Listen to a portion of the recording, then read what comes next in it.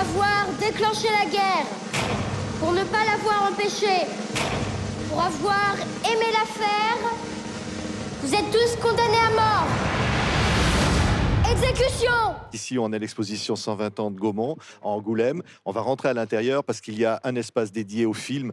Il y a tellement, j'allais dire, de souvenirs parce que cette adaptation du roman de Pierre Lemaitre est épique et fantastique. Il y a plein d'entrées à l'intérieur de cette histoire-là. Il y a aussi un grand acteur que vous pouvez voir Oui, qui est là, qu'on qui est là. retrouvera tout à l'heure, Voilà, Nils Arestrup. facette, ouais. Pour ceux qui n'ont pas lu le livre de Pierre Lemaitre, ces deux personnages, au sortir de la Première Guerre mondiale, et qui vont évidemment se retrouver sur une histoire tragique qui s'est passée à la toute fin de la guerre, au moment où les combats auraient dû cesser, une trahison humaine. La guerre est déjà un événement tragique. Ce qui empêche qu'elle recommence, c'est que la technologie fait que ça fait peur à tout le monde. Voilà. Donc, dans cette folie, encore une fois, il y a deux individus qui cherchent à survivre. Chacun a une histoire personnelle. Maillard est un pauvre gars, dominé depuis de génération en génération, qui cherche à comprendre comment s'en sortir. Et puis, Édouard Péricot est un individu très particulier, fils d'une grande famille, en tout cas une famille très puissante et très riche. Peut-être pas grande spirituellement, mais grande économiquement. Il le vit très mal. Il a un don de dessinateur extraordinaire. Donc, il va sortir de cette guerre avec un visage complètement détruit. Et il va se reconstruire à la fois physiquement par ses masques et intellectuellement en montant une arnaque. Voilà, en disant je vais me venger de ce monde de dingue, puisqu'ils veulent de la mort, je vais leur vendre de la mort. C'est comme ça que ça commence. Donc c'est un grand rebelle, c'est un grand dadaïste, pour reprendre un terme de l'époque. Et j'avais une accointance très forte avec ce personnage que je trouvais central dans le film. Et on va retrouver d'ailleurs quelques-uns des comédiens du film dans un instant. Mais quand on dit que ce film est profondément actuel, il montre quoi? La couardise, l'appétit du gain. Il montre aussi l'héroïsme simple. Il montre l'héroïsme. Je suis réservé sur l'héroïsme. Il y a une phrase de Desproges qui est très drôle, c'est l'héroïsme est la seule façon d'exister aux gens qui n'ont aucun talent. Et c'est assez vrai. Non, la folie du monde. Voilà, l'être humain raisonne via son ego et son ego le pousse à une compétition par rapport aux autres. Et souvent, cette compétition passe par l'argent. Et la compétition est quelque chose de très destructeur, puisqu'il n'y a qu'un vainqueur et beaucoup de perdants. Donc c'est un truc à éviter. Malheureusement, nos écoles nous font pratiquer très rapidement.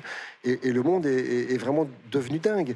Et le début, je trouve, du chaos, du suicide humain, c'est la Première Guerre mondiale, parce que ça fait longtemps qu'ils se battent, les êtres humains, et ils ont une technologie épatante, ils veulent quelque part inconsciemment la tester.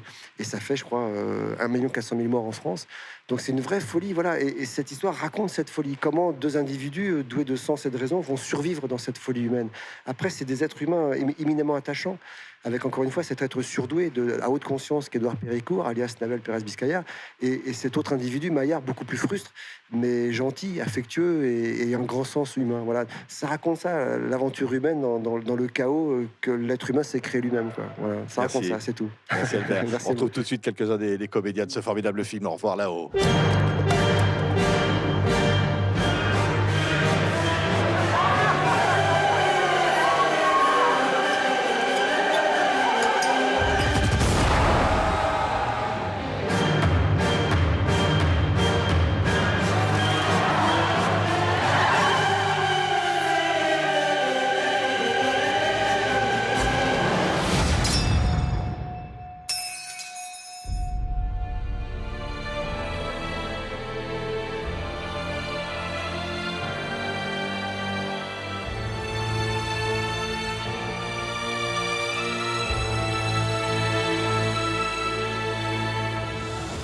Nils Arestrup, Émilie Dequesne, Nahuel Pérez Biscaya et puis Pierre Lemaitre. Quel beau plateau, c'est Au revoir là-haut d'Albert Dupontel, Nils Arestrup, un grand film historique.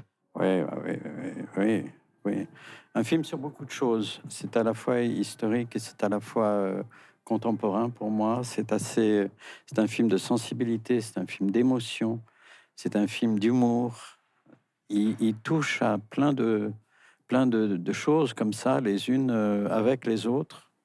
Et moi, je trouve que c'est remarquable, mais c'est toujours emmerdant quand on est acteur, quand on participe au truc, de dire « Ah, c'est formidable ». Quand même. Donc, je dis simplement que c'est vachement bien. Émilie, en costume, c'est incroyable, hein.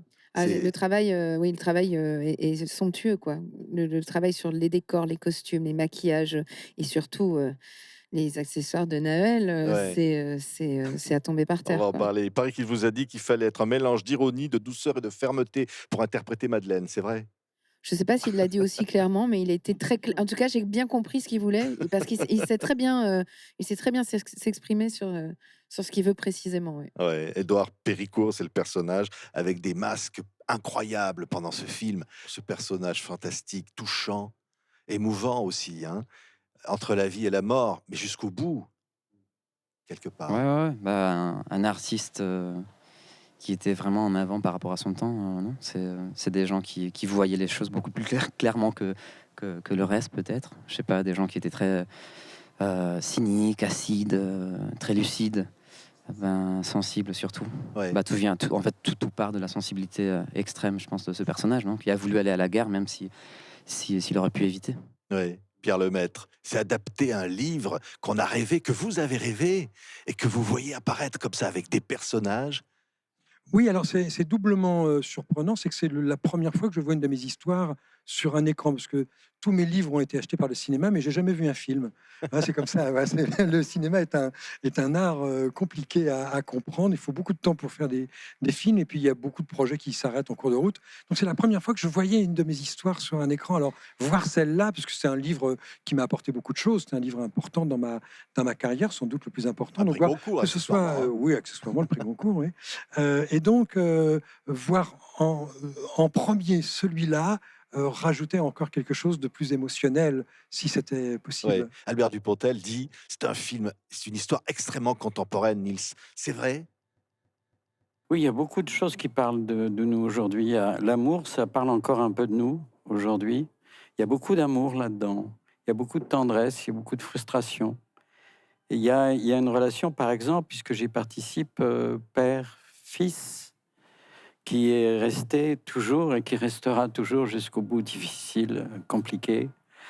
Et je trouve que là, c'est traité aussi avec beaucoup de pudeur et beaucoup d'élégance, comme le bouquin. Et Albert a apporté un truc en plus. Je ne vois rien qui ne soit pas contemporain dans ce film, Ouais. en fait. Pierre, il vous a touché, cet Édouard Non, non, moi j'ai Péricourt-là porté et ces plainte, je suis très comédiens-là, mécontent, vous j'ai l'auteur porté du, plainte vous l'auteur du toute la- roman, Oui, non, adapté donc. ouais, ouais. Oui, je trouve que c'est l'univers. J'aime bien ce que dit Niels sur l'univers d'Albert, parce que c'est une des raisons pour lesquelles j'étais content que ce soit lui. J'imaginais bien que cette histoire, avec son univers, ça ferait une belle chose, et effectivement, c'est le cas. Ouais. Merci. Tu l'as très bien dit. Voilà, tout est dit. Merci beaucoup. Merci Nils.